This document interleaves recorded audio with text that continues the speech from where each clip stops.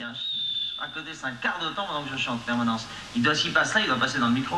Moi, je présentais une émission de radio à RMC déjà, à l'époque, dans les années 60, 70. Et régulièrement, Claude venait nous rendre visite pour faire soit des émissions qu'on appelait émissions publiques, ou alors des spectacles qu'il offrait sur nos podiums.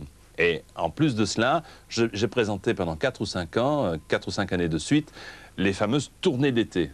Il y avait une chose qui était assez drôle, c'est qu'on était vraiment copains, on s'aimait bien, il me faisait confiance et en plus, bon, à l'époque, moi, je bénéficiais d'une situation extraordinaire. J'avais ce journal dans lequel je pouvais faire ce que je voulais, il n'y avait pas de limite, donc c'était très amusant tout ça. C'était assez privilégié, il faut bien le dire. Et lui, il avait une obsession, il voulait absolument qu'on parte, quand j'en ai en tournée avec lui, il voulait absolument qu'on dorme dans le même lit. Parce que pendant des nuits entières, on parlait comme ça. Alors, il me racontait sa vie, comment il était venu d'Égypte, tous les débuts à Monaco, tout ça. Et alors, je me souviens que ça faisait une drôle d'impression pour les gonzesses, les fans, elles nous voyaient sortir tous les deux de la chambre. Elles étaient catastrophées, les filles. Hein. Mais où s'arrêtera le jeu? Ce qui avait fait énormément rire mon frère cadet, Étienne, qui m'avait dit « Ha ha, ha ha, où s'arrêtera le jeu ?» Eh bien, il s'est arrêté à la fin du tournage.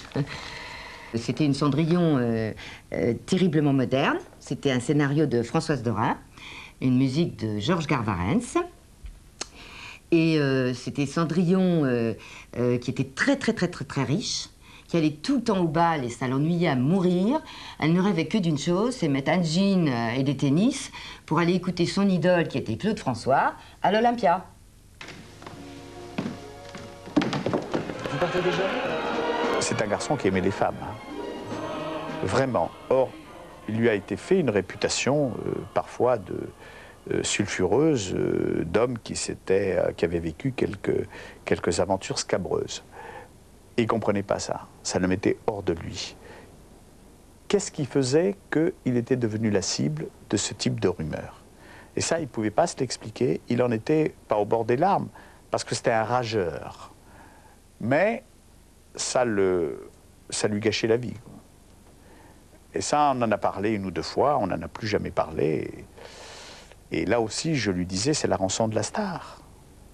Tu veux être une star, tu veux rester une star. Il faut que tu supportes ce que supporte une star. Amis, oui, pas tous, mais enfin certains.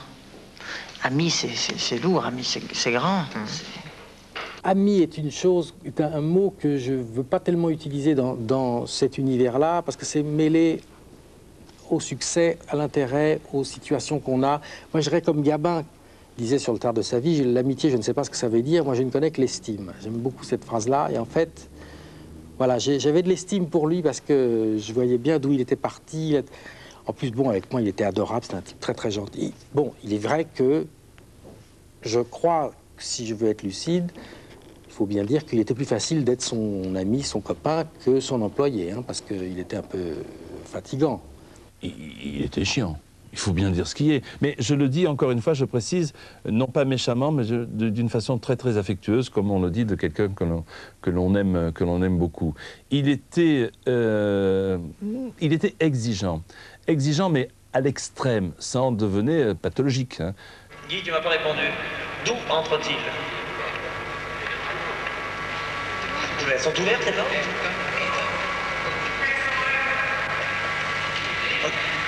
Je sais pas. Mais c'est pas du personnel, là, qu'est-ce que vous me racontez?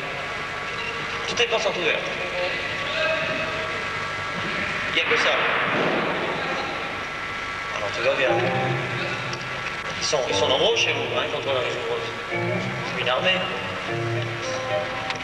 Allons-y. Dans ce contexte-là, il était insupportable, parce qu'il était extrêmement tendu. C'est un homme qui a adoré la scène, qui ne pouvait s'en passer, mais qui, avant d'entrer en scène, créer une atmosphère d'enfer pour tous ses collaborateurs et même ses amis.